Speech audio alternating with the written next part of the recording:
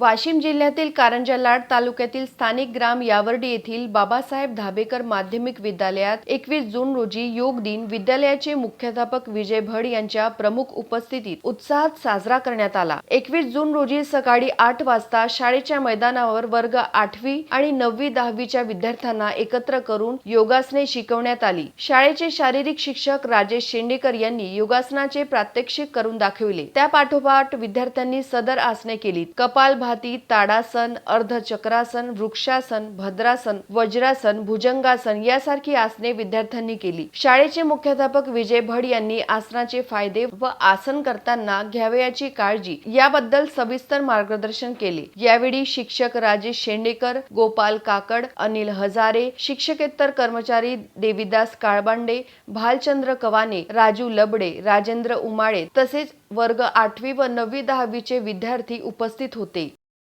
Dnyaneshwar Varghat, Janmat live news, Washim.